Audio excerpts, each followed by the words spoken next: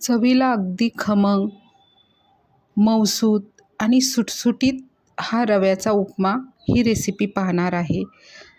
आता रव्याचा उपमा केला तर अगदी पौष्टिक असा आपला नाश्ता होतो आणि दिवसभरही आपल्याला फ्रेश वाटते. तर हा व्हिडिओ शेवटपर्यंत पहा. नमस्कार, रॉयल किचन मराठीमध्ये आपले सर्वांचे मनापासून स्वागत. आता रव्याचा उपमा बनवण्यासाठी गॅसवर पॅन ठेवलेला आहे. गॅस मिडियम फ्लेमवरच ठेवलेला आहे. त्यामध्ये 1 वाटी मोठा रवा टाकलेला आहे. आता मोठा रवा उपम्यासाठी अगदी बेस्ट असतो. आपण बारीक रवा घेतला तर उपमा असा चिकट होतो आणि मोठ्या रव्याने काय होतं, असा सुटसुटीत दाणेदार असा आपला रवा होतो. आता हे मिडियम फ्लेमवरच भाजून घ्यायचा आहे रवा. आता भाजताना तो आपल्याला जास्त लाल करायचा नाही किंवा जास्त भाजायचा नाही, अगदी पांढराच आहे अशाच पद्धतीने 2-3 मिनटं चांगला भाजून घ्यायचा आहे. हे बघा भाजला आहे आपला रवा, म्हणजे अगदी सुटसुटीत झालेला आहे. आता आपण एका ताटामध्ये काढून ठेवायचा, ओतून ठेवायचा आता आणि थंड करायला एका साईडला ठेवून द्यायचं. आता गॅसवर कढई ठेवायची, गॅस मिडियम फ्लेमवरच ठेवायचे. त्यामध्ये 1.5 चमचा मी तेल टाकलेलं आहे. 1.5 चमचाच्याही कमी थोडं तेल टाकलेलं आहे. आता तेल तुम्ही बघा, 1 चमचा किंवा त्यापेक्षा जास्त आपल्या ह्याच्यावर असतं आपल्याला किती तेल पाहिजे असते.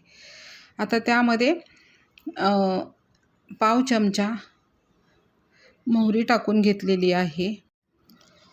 तेल तापलं की मोहरी तडतडायला लागली आहे. आता आपण उपमा जेव्हा बनवतो ना, तो प्रत्येकाच्याच घरामध्ये बनवतात, पण प्रत्येकाची ना वेगवेगळी पद्धत असते. पण थोडेसे असे टिप्स जर आपण फॉलो केली ना, तर उपमा अगदी सुटसुटीत मस्त होतो. आता त्यामध्ये 1/2 चमचा जिरे टाकून घेतलेले आहे. जिरेही चांगले तडतडून द्यायचे. हे बघा, अगदी तेल पण अगदी स्लो फ्लेमवरच आहे. त्यानंतर कढीपत्त्याचे पाने थोडे टाकलेले आहेत, तेही तळून घ्यायचे आहेत. म्हणजे आपली, आणि त्यामध्ये बारीक चिरलेले 2 ते 3 मिरच्या टाकलेल्या आहेत. आता आपल्याला उपमा किती तिखट हवा आहे त्याच्यावर आपण मिरच्या टाकून घ्यायच्या. आता लहान मुलं जर खात असेल तर मग मिरची एखादी टाकली ठीक आहे. त्यानंतर 2 असे बारीक चिरलेले कांदे कापलेले आहेत, तेही चांगले परतून घ्यायचे आहे 2 मिनटं. म्हणजे कांद्याचा पूर्ण असा कच्चा पण गेला पाहिजे इथपर्यंतच आपल्याला तळून घ्यायचा आहे. आता त्यामध्येच आता गाजर बारीक चिरून टाकलेलं आहे. आता फ्रेश गाजर आहे, म्हणजे गाजर पण लगेच असं थोडंसं आपण परतून घेतलं तेही शिजून जातं. हे बघा, उपमा बनवताना त्यामध्ये आपल्याकडे ज्या अवेलेबल असतील त्या भाज्या पण टाकू शकतो, किंवा काही नसेल तर नुसते असं शेंगदाणे टाकूनसुद्धा उपमा अगदी मऊ आणि टेस्टी होतो. आता गाजर चांगलं 2 मिनटं परतून घेतलेलं आहे. आता त्यामध्ये फ्रेश मटार टाकून घेतलेला आहे. हा मटार मी थोडा शिजवून घेतलेला आहे, थोडासा असा सॉफ्ट केलेला आहे, तेही परतून घेत आहे. हे बघा, 1 मिनटं तरी परतून घ्यायचं छानपैकी. मटार, गाजर आणि अजून काही आपण बटाटे पण टाकू शकतो. आता मी याच्यामध्ये टोमॅटो 1 बारीक चिरून टाकलेला आहे, तेही परतून घ्यायचं आहे. मस्त आपल्या भाज्या कलरफुल झालेल्या आहेत आणि आपण मुलांना जरी दिलं तरी हे पौष्टिक भाज्या पण पोटात जातात. त्यामुळं उपमा अगदी पौष्टिक आणि बेस्टच होतो.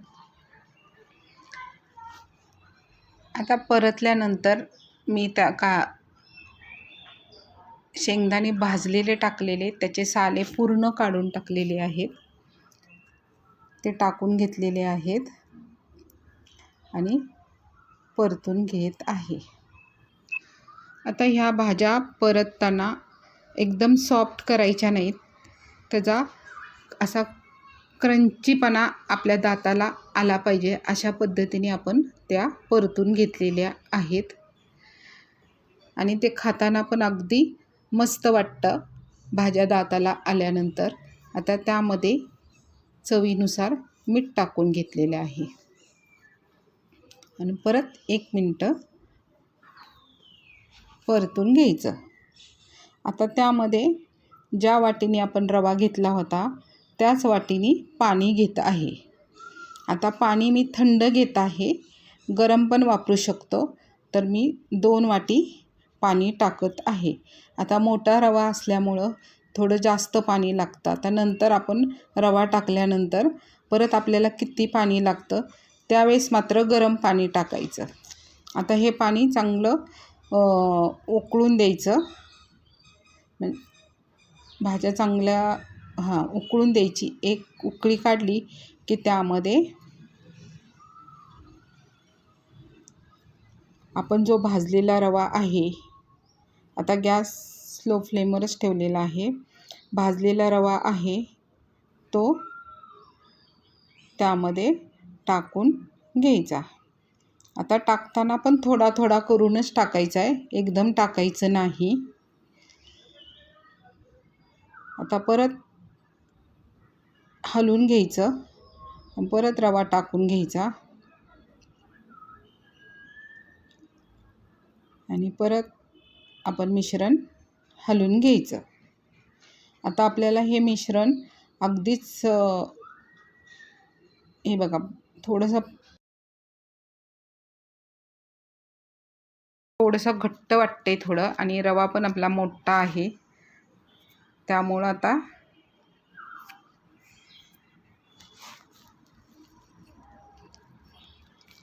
थोडं परत पाणी असं गरम करावं लागणार आणि त्यामध्ये अर्धी वाटी तरी पाणी टाकून घ्यायचं.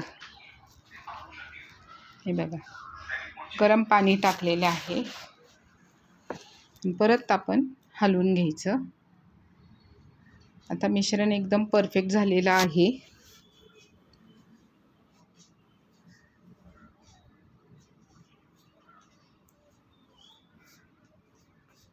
हे बघा अशा पद्धतीने आपला रवा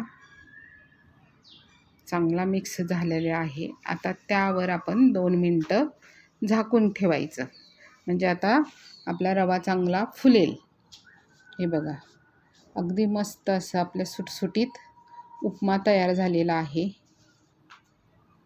अगदी त्याला काही हलवायचं नाही, 2 मिनटात अगदी झाकून केलं की रवा असा फुलला जातो आणि मस्त असा उपमा सुटसुटीत मऊसूत तयार होतो.